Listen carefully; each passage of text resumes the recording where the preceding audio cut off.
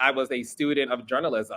Hey, Portia, that's a really good question. I think what's ruining reality TV now is the reality star who plays up for social media audience. I think. So wait, people are saying Nancy Monday's a conflict of interest?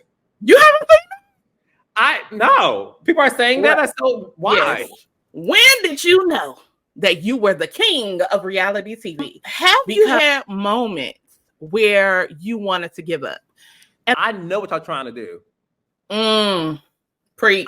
I know what you're trying to do. I could be so good to you.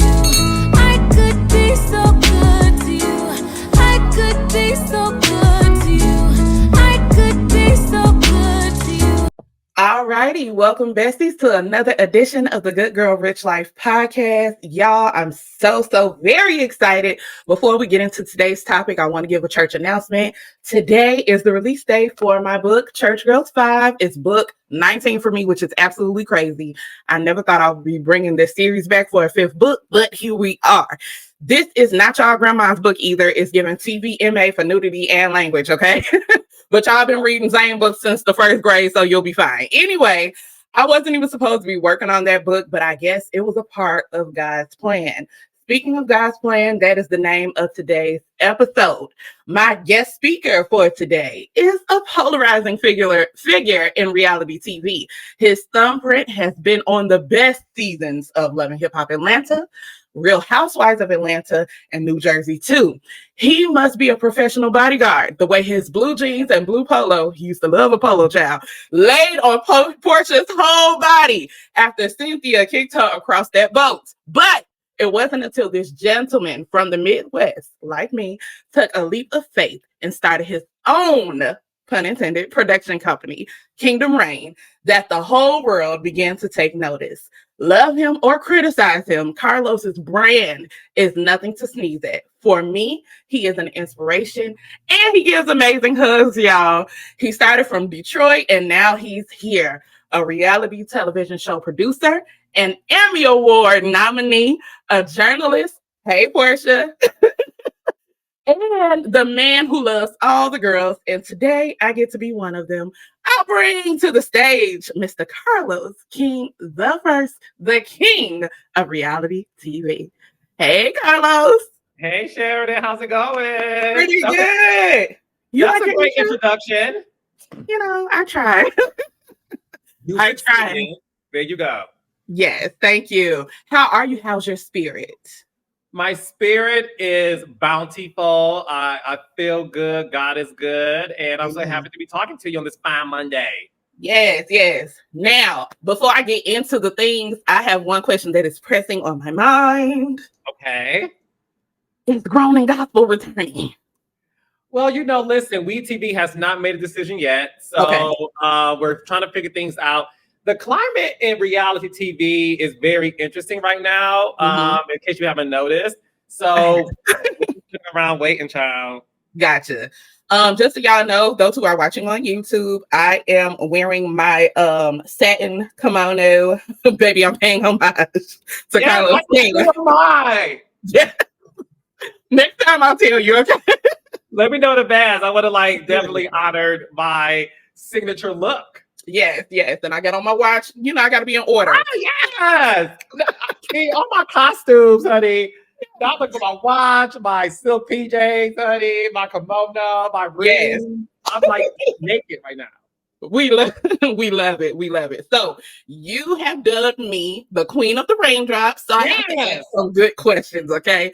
It is really an honor to have you here on my growing platform. Now let's talk about your upbringing for just a moment. I know your dad was and is a hard worker, and you just posted him yesterday. Y'all, Carlos daddy look good, okay? Do you need some help, sir, around the house? I can help you out. I live in Chicago. Just bring me up. Anyway, and we know that your mom held it down around the house, which I love. How do you think your upbringing in Detroit, Motown, has prepared you for all of this, in the words of Giselle? Yes, for me, Detroit, we're hustlers. We are Renaissance people. So I grew up with this fire and desire inside of me since I was 12 years old, seeing hardworking Black people, not only in my household, my father, my mom, but also just a community. And for me, Listen, Detroit is home of Berry Gordy, Diana Ross, Stevie Wonder, with the whole Motown sound, right? So we were definitely brought up to know our worth and to really work hard. And that's why when it comes to my success, I'm favored by God. God is the ruler of my existence. In addition to that, faith without works is dead, right? Amen. So I make sure to work hard so that my faith matches God's vision for me. I love that. So we talking about you growing up. When did you know that, okay, I want to be in the entertainment industry? I was 12 years old. I was watching the show called Teen Summit, hosted by on BET, hosted by Ananda Lewis. And I was just so enamored by her. I was like, who's this beautiful Black woman that I'm like, who is smart and well-spoken and just beautiful and like connected with the audience. And I said, that's it. I want to be her. I want to be just like her. I want to be a talk show host. I want to be in the entertainment business. So then after that, I really studied the greats, Oprah Winfrey, Barbara Walters, Diane Sawyer. Like I was a student of journalism. Hey, Portia. So I decided. Don't forget Tamar, baby. I know, I was gonna say Tamar. Like, hey, Portia, hey, Tamar Braxton. So for me, it was a matter of, look, I want to be in the business. I don't quite understand what role. I want to be a talk show host. That's always my dream. Mm-hmm. So for me, it was like, okay, how do you get there? So I majored in journalism in college, and I just interned at various places. And once I moved to New York and just really worked hard and really decided to follow my dreams, that's when I realized, like, okay, being a producer is great because in order for me to be a great host, I need to know about the inner workings of the business. And once I got the reality show Atlanta Housewives, the rest is history. Yes. So what was your first industry job? For me, I was an assistant here and there. I've been an assistant for some of everybody in Chicago, honey. So what was your first industry job? I was an intern at 17 years old at a gospel radio station in Detroit, Michigan. Come on, gospel? Yes, I was responsible for writing the news copy for the on-air host. Okay. So I took a gap year after high school, after graduation, and I'm like, I need to get in the business. So that's my first job. Okay, we love that. So I told you I was an assistant before, and being an assistant, I actually interviewed with a reality TV show producer because they were going to do a show based upon my former boss's life.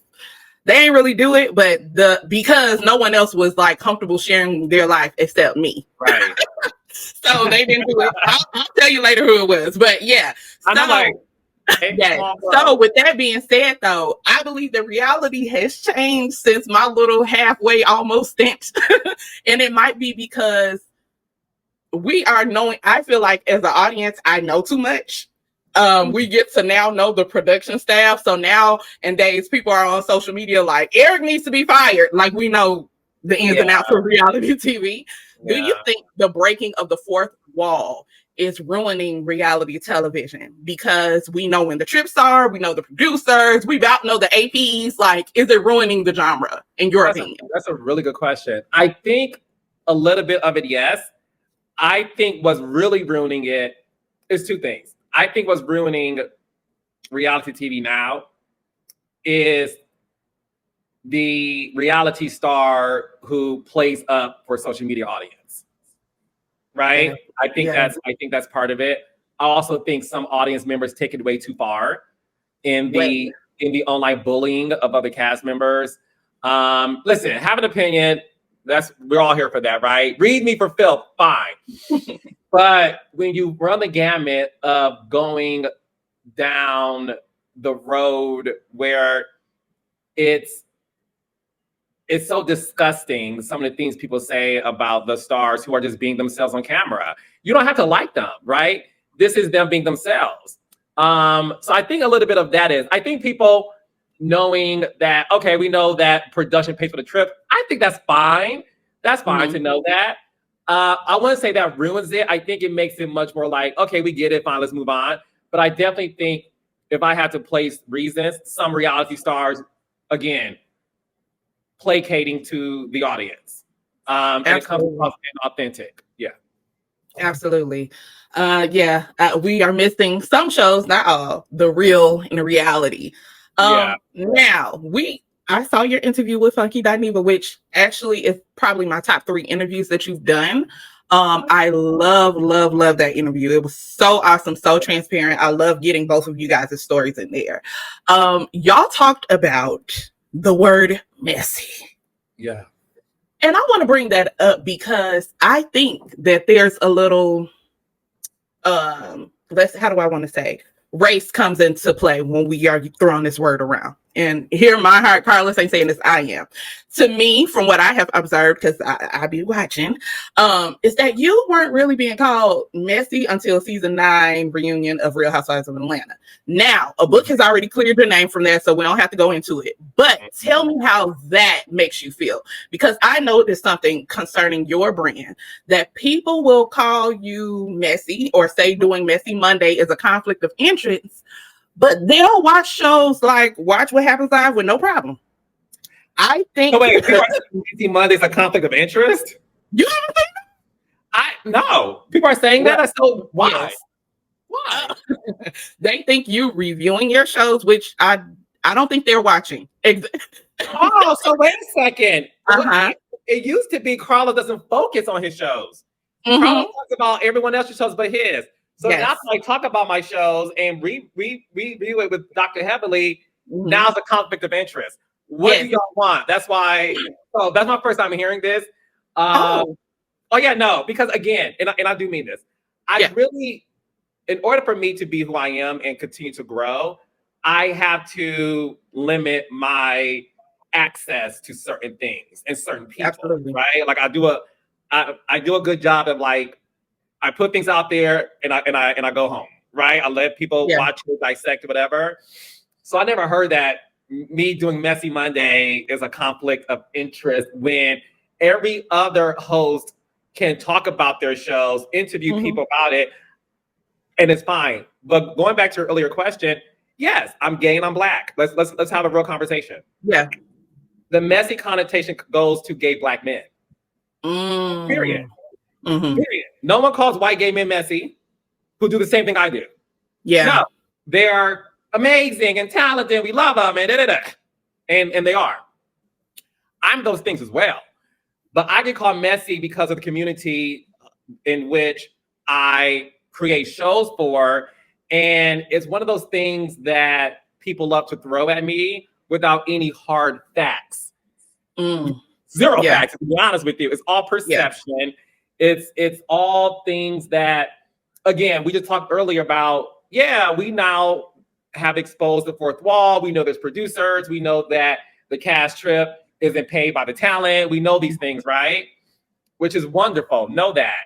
So you know that the fourth wall is revealed, but you still want to sit up there and make it seem like he is orchestrating everything and he has his favorites and he's in this person's ear and he made that happen and he caused them to cheat. He followed that person.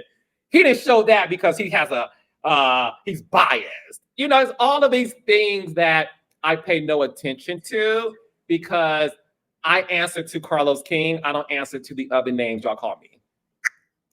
Period. I love that. I love that because, again, I feel that we will celebrate other people doing what they do. But when it comes to not just you, Black producer, including Mona. Yeah. We go in. It's y'all fault for everything. Y'all are the grand wizards that are puppeteering.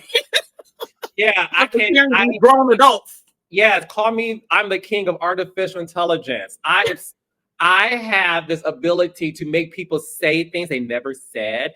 I have the power to make people behave in ways they never did. You know, I think it's funny when some people say editing this. It's sort of like, so when you are heralded and praised, Oh, that was a good episode. We love when you did that. You don't blame editing then. Don't give Carlos no credit. That was all me. I did all that. The next episode. Oh, we hate you. You're messy. I mean, that was editing. Carlos, he had this person do this. So what is it? Is it editing when you look good? Yeah. Right? Is editing when you look great? Is it editing when the world loves you? Or is it just editing when the audience attacks you? You were there. You saw that. You know what happened. Well, they didn't show everything. I don't know any show in the world, scripted, unscripted, talk shows, podcasts, where you show everything. Correct. Your behavior is your behavior. Your commentary is your commentary. No one puts words in your mouth. No one has told you to do X, Y, and Z to this person, that person. So miss me with that. Period. I love your response to that. Because adults have to take responsibility for adults. Like, yes, I get it. These happen. I'm like, okay, my bad. Like you know, and me being able to like have my audience, my raindrops, and talk to them. And I used to go live and recap shows. There are things I said that I was like, oh, I didn't mean that way. I'm sorry. I'm the first one to be like, oh, my bad. I don't blame but so-and-so. No, I own up to my mess. I'm a human being. We all make mistakes. I'm the first one, this, Sheridan, to be like, oh, I'm sorry. That was wrong. I was definitely wrong for that. My bad. Won't happen again. I'm so sorry. Apologize to this person. I met Sutton and Garcelle Bouvet and said, hey, can we talk? I'm sorry if you got offended by that. That wasn't my intention. I was just giving my opinion, but I didn't realize my opinion hurt your feelings. I am sorry. Garcelle Bouvet said, baby, we're good. Sutton said, we're good. Garcelle said, Sutton told me y'all talk. So I'm the first one to be like, oh, I'm sorry. So I don't understand why no one else can do that. Baby, I wish I had some oxygen over here so I could sip mine. Okay, honey. Okay. I love that. Truth is the truth. Okay. Yes. Speaking of that, you kind of changed the format of your podcast. Am I right? Like, am I kind of picking up what you're putting down? Okay. What have you noticed? Okay, so in the beginning of the podcast, which I love, Reality with the King. Can I just be honest and say that across the board? I love it. I love that we can get a behind the scenes look at these shows. I love that we can look at it from a producer's eye. Because some things you say, I'm like, nah, that ain't true. And then when I think about it, like, no, but you're a reality show producer. You might know more than me. Imagine me saying that as a viewer, instead of telling you what the business is as if I produce reality TV. That's a hint for the audience. Anyway, go ahead, sister. I have noticed that the show has kind of shifted a little bit. So when you were giving us, my favorite show that you reviewed, even though this show is in a bit of hot water with me, it's Real Housewives of Potomac. Yes. I loved your reviews. And somewhere along the line, things have shifted. So we're now more focused on the interviews than the reviews. Correct. Is that intentional? Why are we doing that? Help us out. Help me as the brain. Really good question. It is intentional. It's very intentional because, listen, I still recap shows, and I will recap Potomac when it comes back Atlanta and stuff. Okay. What I will do and have done is limit that more towards the audio podcast. Okay. And I saw that to say I have grown within this past year, right? So going back to me constantly recapping the breaking news of events. Kim Zolciak filed for divorce. Baby, because I'll be Carlos, get in the closet. And I had so much fun doing it. But then I felt like I was entering a space that didn't feel comfortable to me. I was entering space that I was like, oh, I was just having fun with my raindrops. But I saw that people took it very seriously. And I felt like I was forcing myself to talk about things. So, for example, I remember the last season of Atlanta Housewives. And this, I would recap every episode, drop it Sundays, maybe sometimes Monday, and just like, y'all go watch it. And then I felt like I don't have nothing I want to talk about. I have nothing to say. Yeah. I just have nothing to say. And once I did Nene Leakes' interview and that broke records, I said, I want to stick to this. I think this is more my speed. And it has worked for me. It has worked for my guest. It has worked for the raindrops in the audience. A lot of people are like, we look forward to your one-on-one interviews. And it definitely made the audience focus more on my skill set as an interviewer versus like me just talking shit about an episode that I'm like, how I felt in the moment. So yeah, it's 1000% intentional. Okay. So let me tell you my top 4 of your interviews. Okay. Nene, Lenethia Monique Leakes. Okay. Number 1. Okay. Number 1. Number 2, Kenya Moore. That's number 2. So we putting them. Okay. I would say episode 1 with Nene, your first part of the interview with her. Episode 2 with Kenya, because that part was hearing her talk about I knew the story with her mom. We got more information, but hearing her tell her truth about Atlanta, which I'm looking forward to her writing a book. Amen. And I'm gonna leave it at that. So that's 2. Number 3. Number 3 is definitely Funky Dineva. And number 4 is OG. Oh, okay. Yes. It's OG. If I had to give you a 5th, it would be Tammy. Oh, that was a good one. That was a good episode. Those were all good. I love your interview style because you let the people talk. Let them talk. I know, it's funny because I had no idea that was special until I started watching other podcast interviews, and I don't watch a lot of them. Mm-hmm. And boy, oh boy, dude, they cut people off. Yeah. Mid-sentence, making about themselves. I mean, I was like, oh. And then I think for me too, what I also realized is a lot of people just want to tell their story. Yeah. Without judgment. Making sure to, and don't mind being pushed to like go deep. You know, I think that's my skill set. Absolutely. Because baby, the people be crying at the first and second question. When Kenya, I was like, not the beginning. What are you now, Oprah? I'm like, I love her. Luck and hope. Yes. I love Kenya because I have looked up to her since a child. Being a chocolate woman.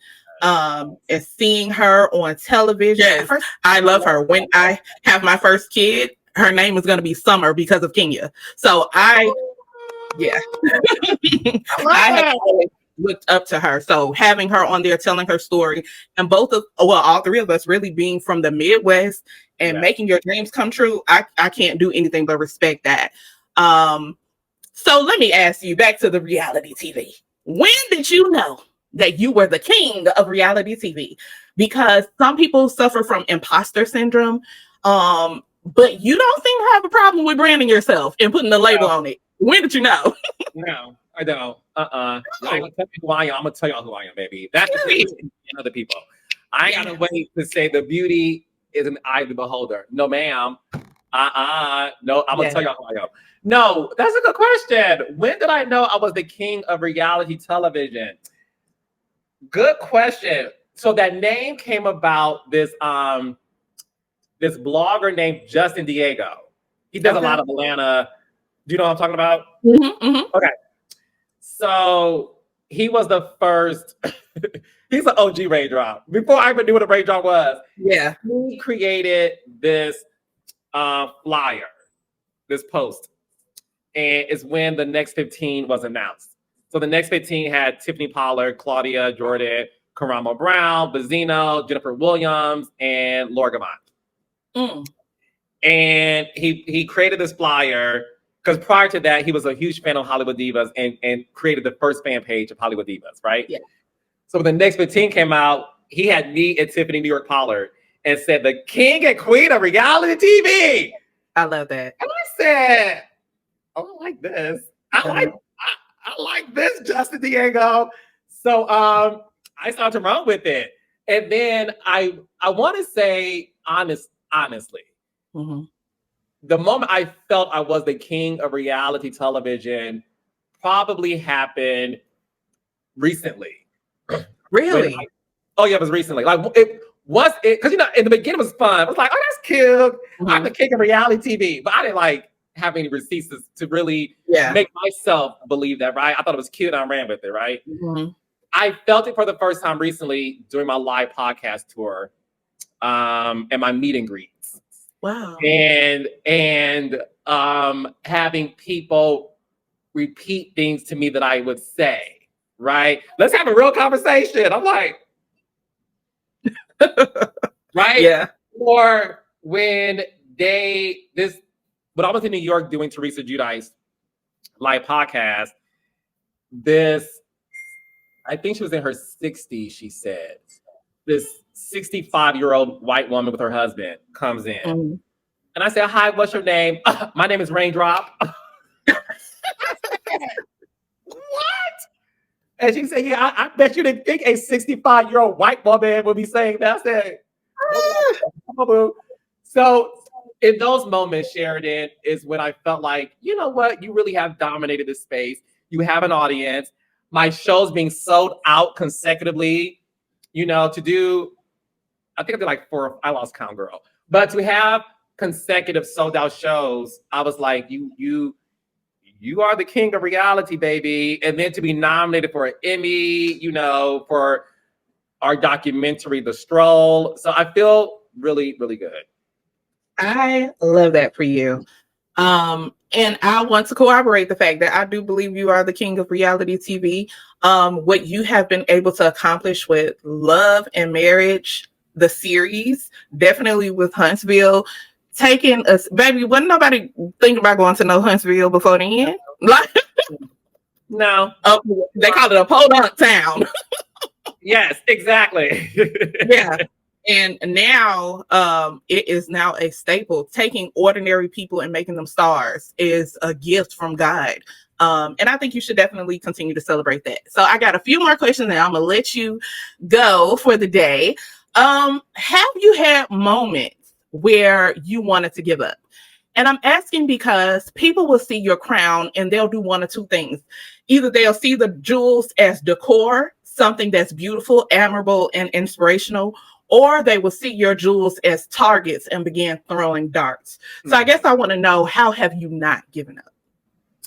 Listen, I had the pleasure of being behind the scenes for a very long time. Mm-hmm. And I've always and continue, to still be a student of life. To be able to be a producer, working on season 1 of The Real Housewives of Atlanta, working with this woman named Nene Leakes, and seeing how she grew up to be the queen of reality television, right? Mm-hmm. So me having access to like celebrities and being around when social media first started, and seeing how that was a gift and sometimes was the opposite of a gift, right? Mm-hmm. So me having a bird's eye view of how these people that I was working with became famous, I was able to see their challenges, right? And once I became a public figure, I said, oh, this is what it was like when they were going through it. And I saw them make mistakes. I saw them clap back at people and lose jobs and opportunities because they felt the need to defend themselves.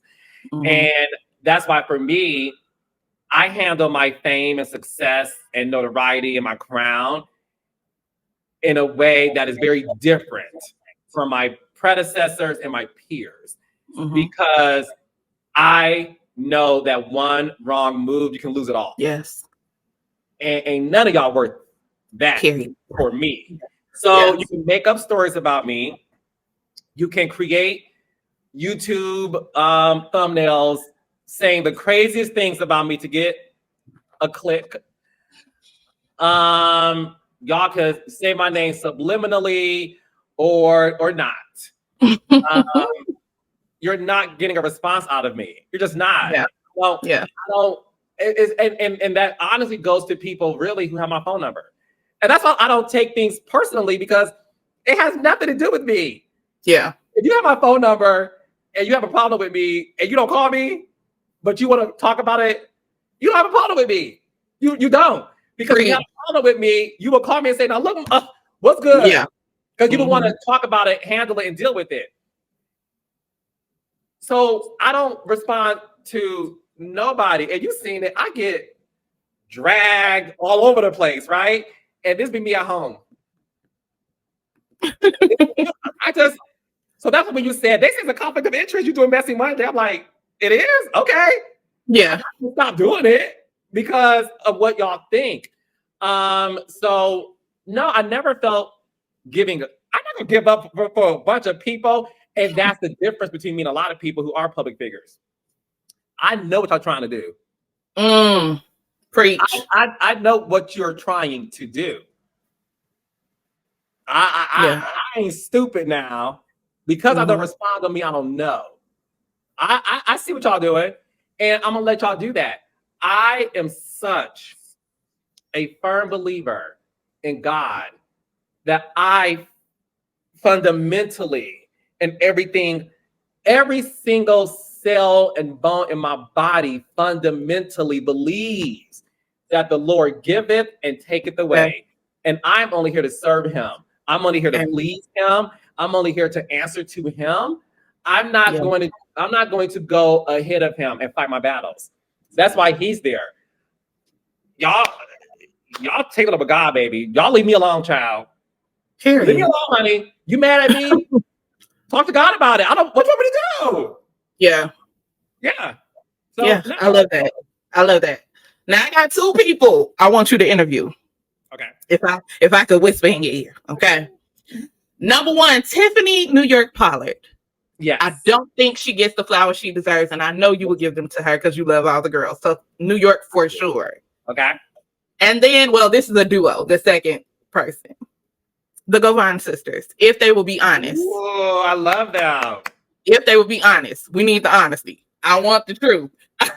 If they are honest, I would love for you to interview them too. Okay. All right, we are almost done here. Bell Collective is one of my favorite of your shows. The cast shows up and shows out. They all actually Woo! Yes. And they all actually have personal story. And the cast isn't linking up with your ops to do interviews or shade you in the media when things don't go their way. So I love the Bells, okay? I want to know, when can we expect the return of the Bells and what can we expect from them? So, OWN recently teased that the Bells is coming back in November. Yay! And I have nothing but surprises for y'all. What? I'm so excited. I can't wait to see Marie. They're clocked in. When I say to you, I love that cast. I love that show. It's they're all stars. Do you know what I'm saying? Like, absolutely, they're all stars in their own right. And I was recently with them a few weeks ago, and the cast caught me staring at them, right? Mm-hmm. And I think it was Letitia and Glenn who said, "Yo, you're proud of us, aren't you?" And I said, I really am. I really am. I really am. No, I love them. To know that these Jackson Mississippians, honey, are able to live out their wildest dreams means the world to me. And listen, I'm very blessed, and I love every single show I've done about my career. When it comes to Bell Collective, that one will hold a special place in my heart. Because, for me, it's not every day that a full-figure, dark-skinned woman is the face of the show. You know what I'm saying? That's right. And the fact that she did not, I'll talk about Letitia Pearson, and the fact that she did not want to be on the show. And I always think about, I never asked her this, but she turned me down. I don't want to do it. And now people are like, I can't see this show without Letitia Pearson. Absolutely not. Not right. But I wonder if it's because no one ever told her she could be. You know, I wonder if she said no because no one told her she could be. No one poured into her and said, you are a beautiful, dark-skinned, full-figure Black woman, and you can be on TV. And you can be the star, and you can be a star. And again, I look at her and I'm like, yeah, I'm on a mission just to like change stereotypes of what society said was acceptable to be on television. And baby, my bel's all full of different shapes and sizes, color and shades. And that's right. You know, that's why Belle Collector to me holds a very special place, because each of those women look different and they bring something different. They're different looks, different sizes, different socioeconomic class. It's just I effing love that show. Yes, but let's not mistake it. Maria's rich. Okay, in case anybody was confused. Don't get it twisted, honey. Maria. Yes. So Love and Marriage, this is your flagship series. Huntsville just went on break. Amen. I need a second. I need a minute. They wear me out. The YouTube and social media streams doing too much. When I tell you, it's really YouTube. Like, I love the show, so I have to go through and say, don't recommend. I can't. I can't. It's too much. That's not how I feel. That's why I be like, yeah. The only I got my select 2 or 3. I don't want to hear nobody else's thoughts. But anyway. Detroit is back. Carlos, Brandon. All right, now it's another. I can't remember the other guy's name. He kind of looked like Paul from the Temptations. I can't remember his name, but anyway, yes, that wears me out. You are hilarious. That's it back. But listen, Brandon is my worst fear personified, and I'm gonna tell you why. So I'm abstaining until marriage. Oh yeah, okay, yes. Yes, I'm yet holding on. Praise God, still a virgin, waiting until marriage. So Brandon said something that triggered. That man said, first of all, I was already over him season 1, episode 1. That's I was already over Brandon, but then the baby said, "Yeah, I got married to her so I can smash," and I'm like, Jesus Christ, Brandon don't have no problem saying whatever he wants to say. No. I think Martell walked so he could run. He said, "Okay, I got it from here." What is going on? What can we expect from Detroit this season? A lot of Brandon-isms for sure. Oh. No, Brandon is definitely the one to watch because you never know what he's going to say. He's so interesting to me, and I honestly, this is real talk. I appreciate his honesty. Like my beauty, not my beauty. The beauty of what I do is I love working with real people who are really themselves. And Brandon obviously is not censoring himself for the audience. Because the stuff you be like, you said it on TV, brother. But that's what makes a reality star a star, right? It's like, that's how I feel. It's not popular. Yeah. Whatever, right? Yeah. And he was on Twitter on Saturday tweeting about his comment. And they said, Brandon, you better know better. But that's what I love about him. He made no excuses for it. He wasn't like, I mean, they cut off, they edited. No, he said, I said what I said. Yeah. And that's why I said it. And they said, Brandon, you ain't get a bad edit. Shut up. Right, no bad edit. But that's why I love the Detroit cast. Each franchise, Huntsville, DC, and Detroit, they all feel different. And that's the beauty of it. And with Detroit, they're the youngest cast. They all are faith-based. And they are really themselves. And I love this season. This season is 10 times better than last season. We're diving more into the personal story. We have a new couple named the Dobines that people love. So thank you guys for loving them already. And watch out for Kimberly versus Christina. Woo! I'm excited to watch it. I am excited to watch it. So, number one, before we wrap up, we need a Chicago show, Carlos. I know. I don't know how Chicago's not on the map, but we need it. We need it. If you did a Grown and Gospel Chicago edition,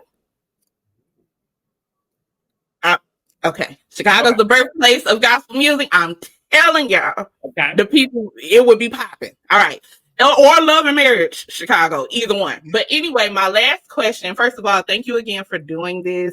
I love your work, love your shows. You invited me to come to the premiere. Which show was that? Bold and Bougie, baby. The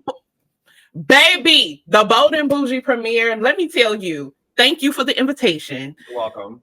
That night meant so much to me.